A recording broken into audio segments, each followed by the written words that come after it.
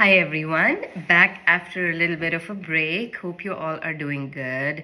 Those of you who don't know me, my name is Sonia Aluwalia. I live in Allen, Texas, and I'm a technologist by background, working for a legal consulting firm, and I've been in US 20 19, 20 years, and I recently became a citizen, have two beautiful daughters, a lovely family, and very excited about life and everything around it. And just as part of this growing up, I would say, and when you touch 40, you want to do something more meaningful. So this channel is my endeavor to do that. I wanted to share things that I've learned, not in my life, but in other people, through other people, wisdom through books or individuals I've known. So I've just used some of that to come up with videos which hopefully people like. So that's the intent, nothing else. And with that in mind, I want to talk something today, a topic which has been going around a lot right now. There have been books written about it. There's a Netflix series. You've probably seen Live to 100, Secrets of the Blue Zone. There's actually a book called Ikigai, which is also based on similar stuff. So again, not endorsing or unendorsing any of those things, but just the theme is what I want to capture, is that people are talking about success beyond what we have considered success in our material world, which is money, car, homes. Folks are looking at what are the secrets to living healthier, happier lives, not just longer, right? So longevity is just a part of it, but it's also about the purpose we have in our lives and how we're using that as a means to better the world, right? So with that in mind, I'll take a few minutes and share some thoughts. Hopefully you find them useful. So one of the things that I've read a lot and seen through these series and others is that people talk about a purpose-driven life, which I think is so critical, because sometimes we're just in our 9 to 5 gig or our business or whatever that keeps us so busy that we're sometimes mindlessly doing the activities, and we forget to take a pause and just be mindful of what's going on around us and what impact are we making to those around us.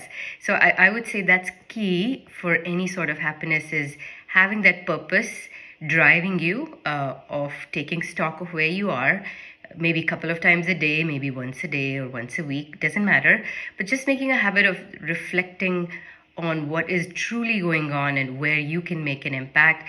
I do that with my kids at night, when I'm making them sleep or just saying goodnight. I would ask them what are those 5 or 10 good things in the day today, and they love that. It's a game, but it truly is also the gratitude, right? Gratitude and understanding your purpose, both of those sort of go hand in hand.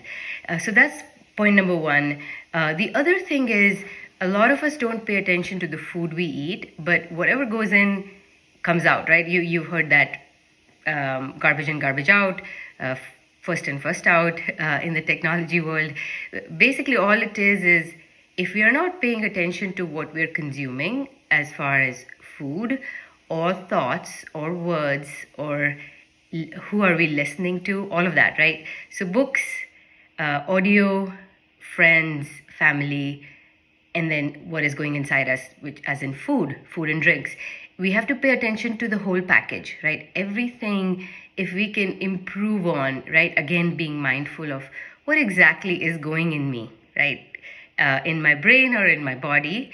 If you just start thinking about it a little more, being considerate of your choices, that goes a long way. And again, it's not about being healthy or thin or disease-free. It's also about how you feel about yourself, right? It's all of that. So it's more than the physical benefits. It's also the mental satisfaction you will get that you're being focused on yourself, and now you can serve the world better, right? The last, actually a couple of more things. One of the other things I would focus on is your relationships. We are like mindlessly running, most of us, right? I'm not going to generalize this, but a lot of us are just mindlessly running after things, and that's just how the society is. I mean, that's what we see around us, and that's what we end up doing. Nothing wrong with that.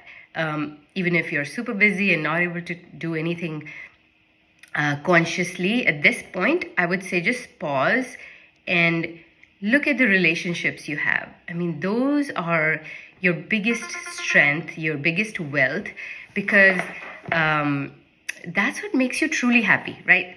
Whether I have $1 million in my bank or 10 million or 100 million, I'm not gonna cash it today, right? What I can cash today is my relationships. I can go out on a dinner with our best friends, or just chat with my family, or hang out with my husband, those sort of things. So, yes, I mean, absolutely, we have to do what we have to do to survive in the society, but pay attention to those relationships, because those are your true treasure. The other thing is, you focus on the thinking, right? Focus on your actions, your thoughts.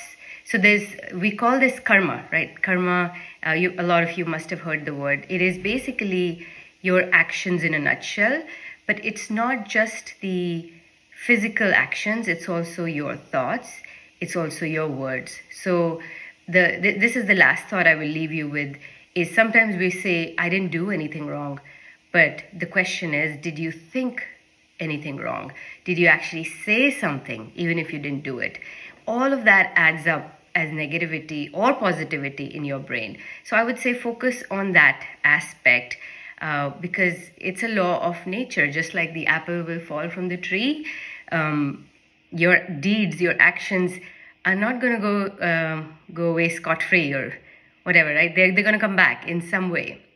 So might as well focus on others, focus on these things, and build a better society for each and every one of us.